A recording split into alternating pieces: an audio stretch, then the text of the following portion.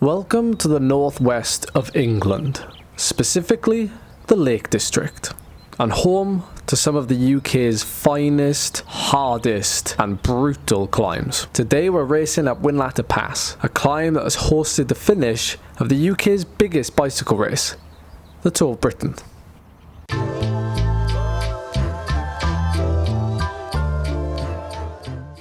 Well, that lovely drone shot was this morning, and sadly we're only 2 hours away from the race now, and the weather has taken a real turn again.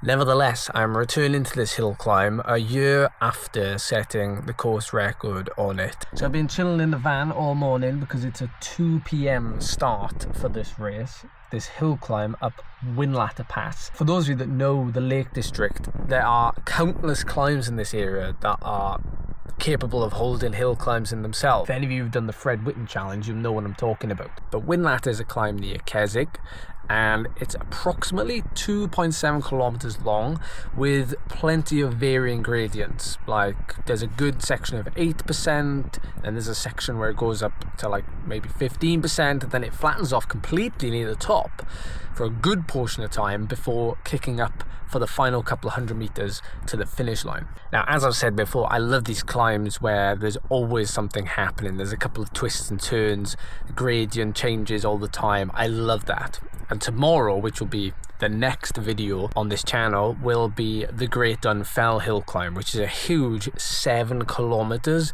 at nearly 10%. That's the next video, so make sure you stay tuned for that one.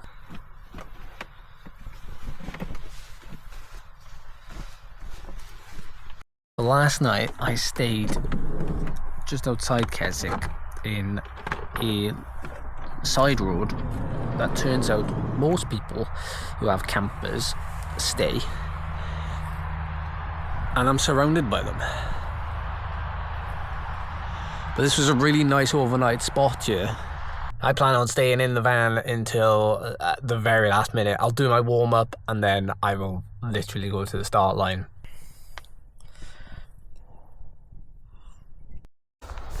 Hey, I have faith. The sun is coming through. So this is the little village of Braithwaite, I think, is how you pronounce it. It's nestled right beautifully in these mountains.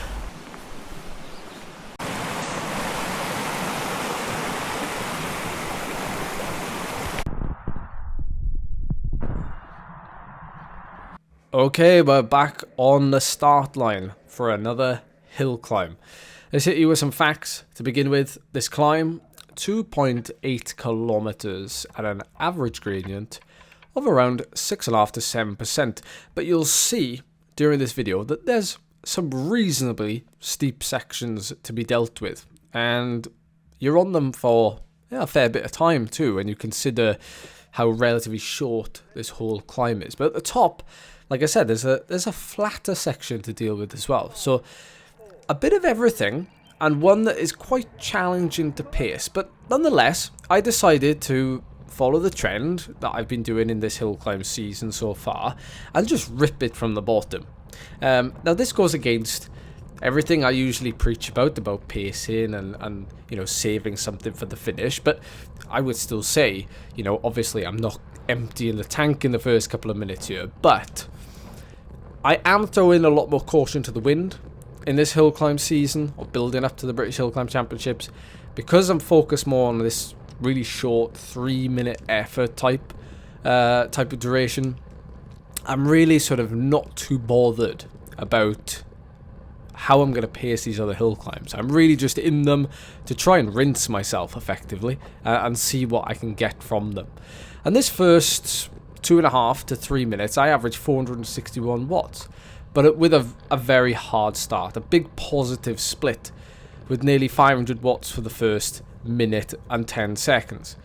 Now, it's not the steepest section, but it does lead me into one of the steepest sections of this climb. And actually, to make matters even more interesting, the top of this climb, on the flatter section, we have a block headwind. And funnily enough, I realised when I got to this climb, and I did a little recce beforehand, they'd actually cut a lot of the trees down on the left hand side, so it's probably a little bit more exposed than it was last year. So the fact that I came about 20 seconds, give or take, slower than my course record set last year, then yeah, I'll take that in the conditions. And I also think, the fact that I didn't pace it as I normally would, and I just wanted to get the most out of myself by going hard early to put myself in that bit of deficit, so that I have to really force myself to go a lot deeper than I normally would towards the end and hang on, as opposed to finish strong. Then that headwind affected me a little bit more than normal, but nevertheless I got a lot out of the effort. Now, this hill climb, I think the weather put a lot of people off. It was a disgusting amount of rainfall. About an hour to 2 hours before it was hammering it down. You couldn't see the mountains around you.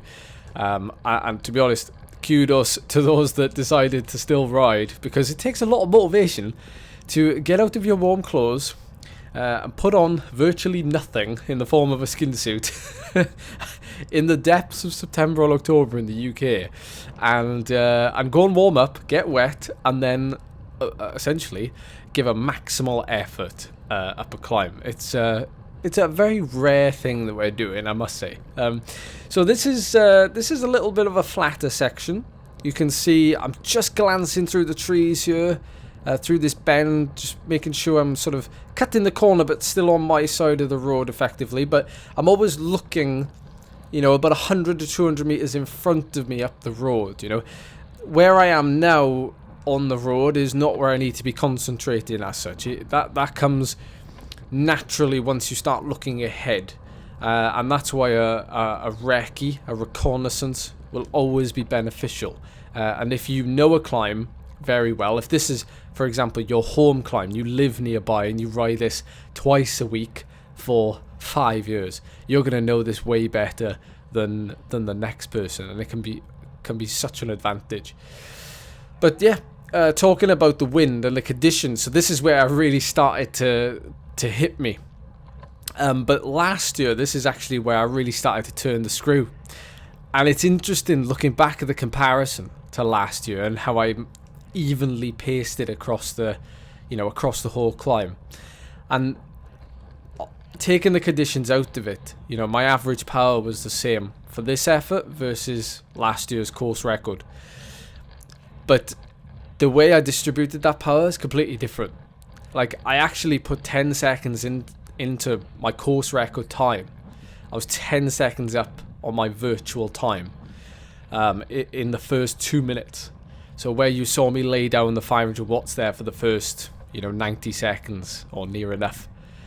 But then this top section, when it levels off, and actually, I didn't fade off. I was right into the climb. I dropped my power so that I could, effectively recover a little bit for the last 30-second surge to the line. But actually, because of the headwind, the conditions, I was slowing down, and I was losing time to my virtual course record.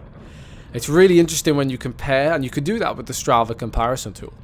And I do that often, and I try to see and look to, where did I gain time or lose time versus myself or other people. And this is the turning point. This is where I started to lose time, actually, to my virtual course record. And, I could have told you that straight after. And if you do these enough, you will learn these things, and you will understand, without needing to be told or seeing the technology. You'll get a feel for where you were slower, where you were faster, where you can improve. And that's why I think I really enjoy coming back to the same hill climbs and doing them again. And obviously the conditions are never the same. So we hit this last section, and I feel like I've still got something left in the tank. Let's try and finish strong here. But knowing that this last effort, last year was 30 seconds in good conditions, this could be like 35 seconds. And those extra 5 seconds, make a lot of difference. So I dropped down into it, and we hit this last section, this last 30-second effort, and I tried to hold my momentum and keep it going. Getting a nice shower there from the spray off the road. Beautiful British weather. So there we go. So the next video is going to be Great Dunfell Hill Climb. You're really going to enjoy that one. I'm actually going to post the full power overlay as well after that video, so you can ride the climb with me in real time, and also the descent as well, because I think it's a pretty cool and iconic climb.